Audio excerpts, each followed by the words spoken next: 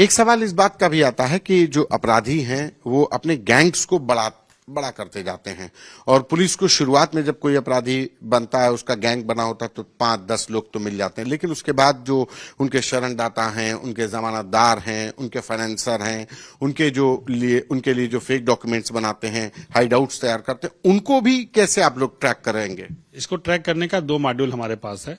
एक तो हमने बीट पुलिस तक इसको एसआईएफ की एक्सेस दी है। तो बीट में जब हमारा सिपाही बीट तक जाता है तो सारे क्राइम अड्डे को भी नोटिफाइड कर सकता है, मतलब एक जियो टैगिंग कर देगा सारे क्रिमिनल प्लेसेज का जो उसके इन्फॉर्मेशन में अभी तक आया, उसकी एक बीट सूचना वो लिख देगा।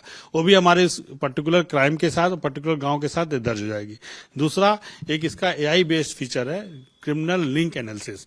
जैसे एक क्राइम के कई क्रिमिनल एक साथ एफआईआर में सूचीबद्ध हैं, पुनः वो बाहर निकलते हैं, नया गैंग बनाते हैं, उसके दूसरे पायदान के क्रिमिनल दूसरे से लिंक करते हैं, तो एक रोबस्टिक क्रिमिनल लिंक डाटाबेस आपको मिलेगा।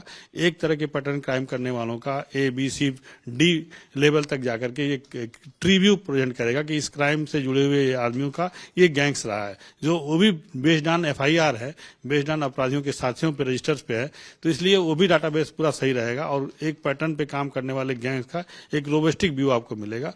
और किसी भी क्राइम डिटेक्शन में इसका यूज किया सकता है कि लूट हुई है तो लूट से संबंधित अपराधी एक संदिग्ध लगा तो उसकी कौन कौन सी गैंग ऑपरेटिव है, जेल में है, बेल पे है, कैसे हैं, वो सारी इन्फॉर्मेशन मिल सकेगी।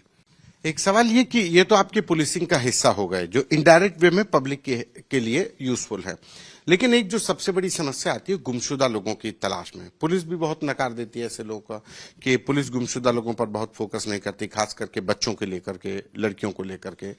तो उसको वो क्योंकि डायरेक्ट पब्लिक से रिलेटेड है, वो इशू है। जिस परिवार का बच्चा, बेटी गायब होती है वो परेशान होता है लेकिन मदद नहीं मिल पाती। लेकिन क्या यक्ष ऐप में उसका भी आप लोगों ने समाधान निकाला है? एक इसका एक बहुत ही ढंग से इसका इस पे सोचा गया, एक सिस्टम विकसित किया गया है। कोई भी आदमी किसी भी थाने से गुमशुदा होता है तो उसका थाने पे गुमशुदा में हम उसको दर्ज करते हैं।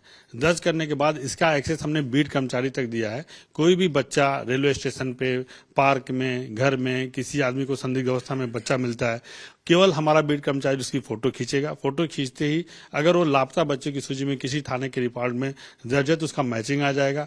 वो किस थाने से दर्ज है, कौन उसे लीगल गार्जियन है, वो सारी डिटेल उसमें मौजूद रहेगी, जिससे हम उस बच्चे को पता करके उसके लीगल गार्जियन तक पहुंचा सकते हैं।